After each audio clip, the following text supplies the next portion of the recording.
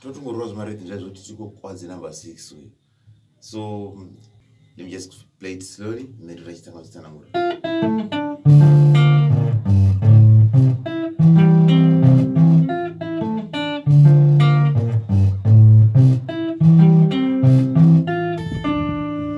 So first to understand our movement, my chords, my positions. So it's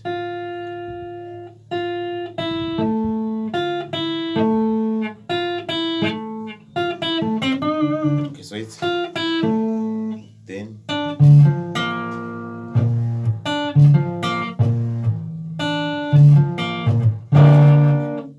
so it's so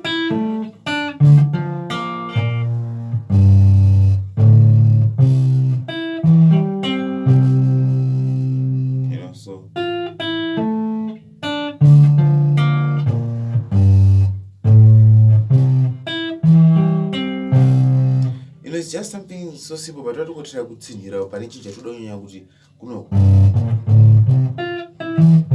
kuti kana kwatoda kuti kubude so pane mavariations ndangosaka one variation but this one but akawandisa togona kuti kuedzera nekuedera parhythm. So pane imwe so togona kuti nditodzoka futi. So the first one was, second one,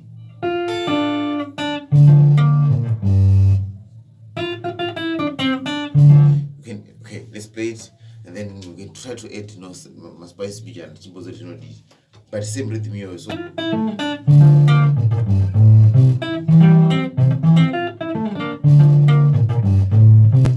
totsindira pana number 6 payapa. So tatanga tuti ezogona mborwa chingoma tuti musiyano warapa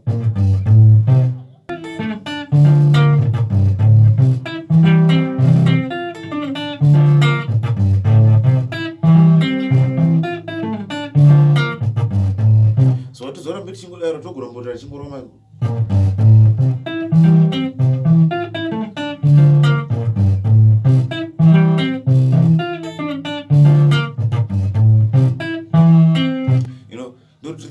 tifana kunyanya kuta off maningi from our melody but totofunga tingimprovise timuduzimo. I think kuti taigara kusimbodza zvakawanda kana kuti ndazomhanya. Of course pane manotsi anotumanya but it's not really necessary. Chingoda kubata kamelodies, chingoda kubata kamelody kana kangoripo chingotenderai papo. That's why marhythms airowana Mr. Lyrics aloti Mr. Lyrics ndofunga munhu wese ngomazoti iri kutaura chinhu one chakananga, right? But dynamic range yacho it was yanga iri over, so choose my notes akawanda ipapo nachizoti ndikaenda. That's practice kufunga my notes, but munhu atifani kurasika panechi pananga paine the main core yerhythm yedu. So I hope this was helpful to songana nechimwe chikamu.